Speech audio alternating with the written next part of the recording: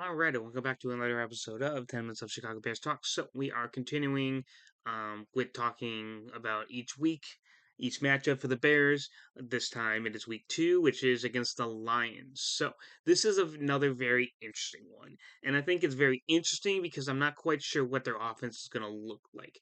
But this is a very strong offense, a very powered offense when you look at it. I mean, you got Jared Goff at quarterback, you got Jameer Gibbs and David Montgomery splitting carries at running back, and then you got should I say Amon-Ra St. Brown, Jameson Williams, Tim Patrick, and then Khalif Raymond. You can even add in as far as your wide receivers, and then Sam Laporta, and then Brock Wright. I could also see getting some targets at tight end.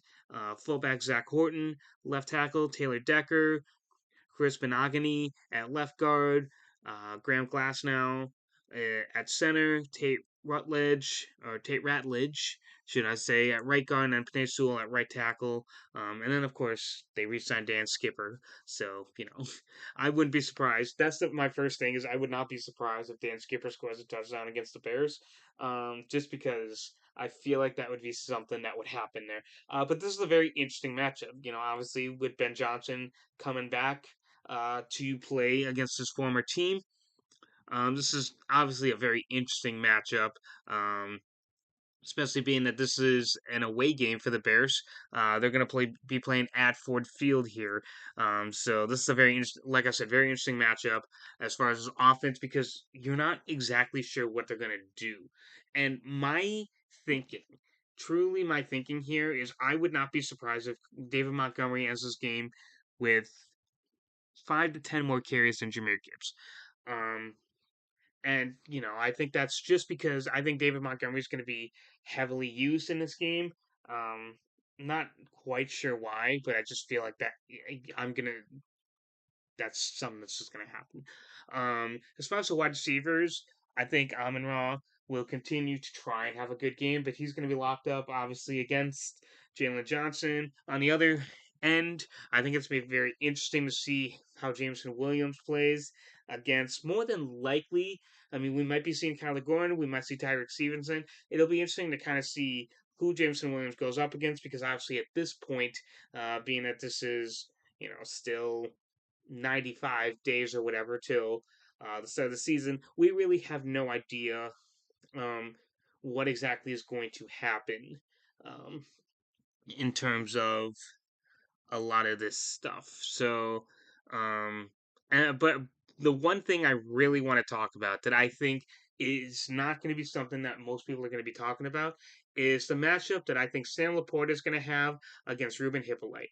And I think this might be a breakout game for Hippolyte, covering Sam Laporta. I am honestly thinking that Hippolyte, assuming he gets a good enough amount of time to kind of develop and to be on the field, I think that he might get matched up against Stan Laporta a decent amount, and I would not be surprised to see just a lot of coverage from uh, Ruben Hippolyte on Sam Laporta. I think he could definitely shut him down.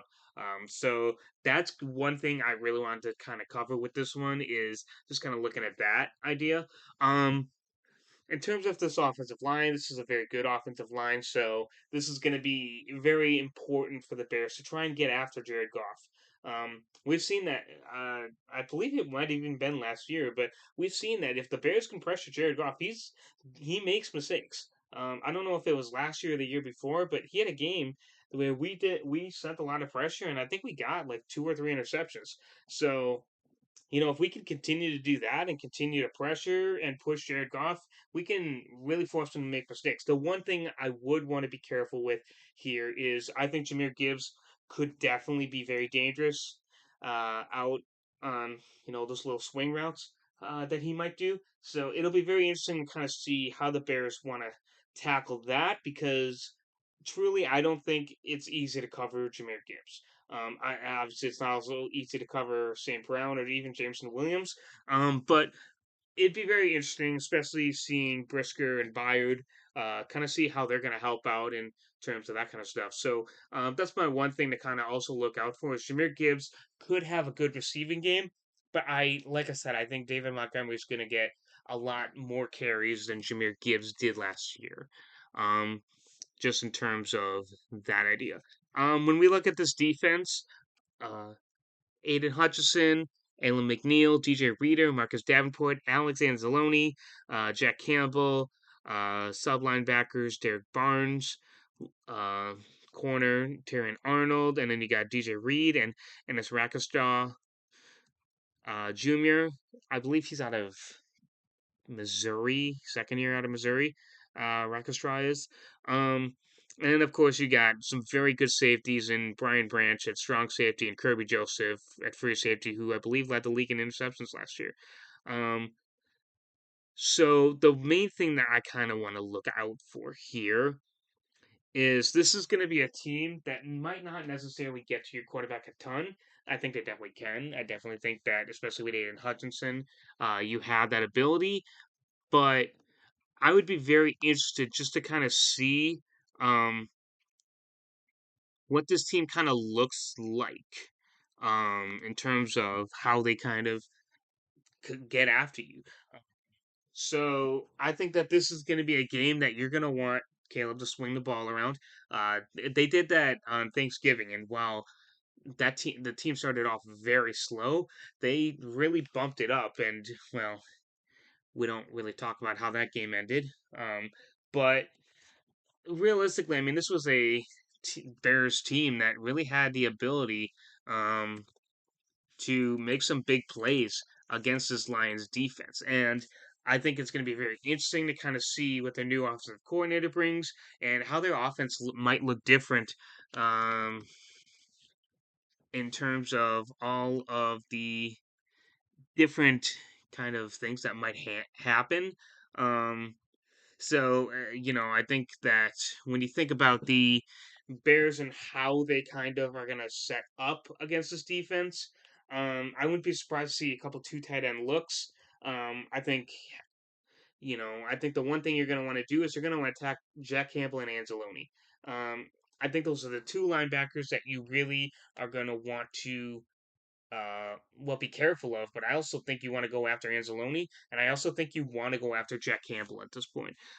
Derek Barnes, not saying he's a bad linebacker by any means, any stretch of the imagination, but he's a guy that you can expose. But I really think that going after Anzalone, and then I forgot Melvin Rodriguez is another guy that he can make plays. He did it last year. Um, so it'll be very interesting to kind of see what he does. But then Jack Campbell, I think, is a guy that you really want to go after. Um, Jack Campbell, very talented linebacker, but I think he's another guy that really I think you can go after. Terran Arnold, another very good corner last year. No interceptions last year, but he has the ability to. And then I believe the Lions did lose out on a corner.